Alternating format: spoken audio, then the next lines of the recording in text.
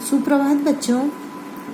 अब हमारा जो अध्याय था बीमार का इलाज वो एकांकी है और वो किसके द्वारा लिखित है? उदय शंकर भट्ट द्वारा। अब इसमें एक मनोरंजक घटना तो है। इसमें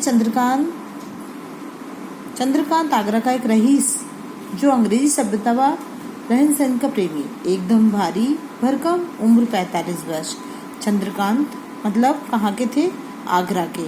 कांति चंद्रकांत का बड़ा पुत्र, उम्र लगभग 21-22 वर्ष। विनोद कांति का समवयस्क मित्र।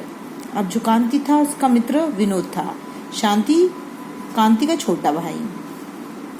सरस्वती कांति की माँ, अपने पति के संवर्धक, विभिन्न दुबली पतली, पुराने विचारों की। प्रतिभा कांति की बहन, एकदम मोटी, उम्र 24 वर्ष। डॉक्टर गुप्ता, डॉक्टर नानकचंद, वैद्य हरिश्चंद, बूढ़ा नौकर, सुखिया, पंडित, ओझा पुजारी आदि। अब ये तो सब इनके परिवार के हैं, चंद्रकांत के घर के बारे में। और कांति का मित्र कौन? विनोद। अब ये क्या था इस पे आधारित कि जब वह इलाहाबाद से आगरा घूमने आता है तो अचानक वह बीमार पड़ जाता है। उसने आगरा में कांति के गांव जाने का कार्यक्रम तो बनाया था, परंतु आगरा आते ही उसे बुखार चढ़ गया। अब क्या था, गांव नहीं जा सका। इस कारण विनोद का सारा आनंद समाप्त हो गया। ये तो हो गया, विनोद नहीं जा सका, बीमार पड़ गया। परिवार के सभी सदस्य अपने अपने ढंग से इलाज करते थे। परिवार के सदस्यों के विचार बस में मिलते नहीं थे, एक दूसरे से विचार मिलते नहीं थे। बीमार की तकलीफ को ध्यान में न रखकर वे अपने अपनी चिकित्सा पद्धति में इलाज करवाना चाहते थे।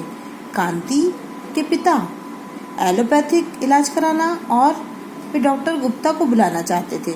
उनकी पत्नी आयुर्वेदिक पर विश्वास करती थी और वैद्य हरिश्चंद्र को बुलाना चाहती थी।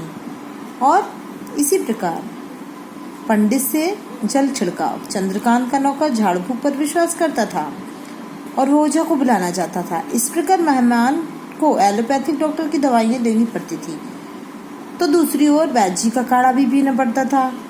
होम्योपैथिक डॉक्टर की दवाई पर विश्वास करने को कहा जाता था। स्थिति यहाँ तक आ पहुंची थी कि पत्नी सरस्वती का आपस में झगड़ा हो जाता है और अंत में विनोद उनसे पीछे छुड़ाने के लिए घूमने निकल जाता है। चंद्रकांत सरस्वती और सुखिया पर अपने विश्वास को लेकर झगड़ने लगते हैं। इस पर डॉक्टर नानकचंद कांति से कहते हैं, मुझे तो इस घर में सभी बीमार लगते हैं। इसके साथ साथ डॉक्टर के घर से बाहर चले जाते हैं और एकांकी समाप्त हो जाता है। इस प्रसंग में मनोरंजक होने के साथ साथ लोगों के विचित्र प्रवृत्तियों की ओर व्यंग्यपूर्ण संकेत दिया है। धन्यवाद।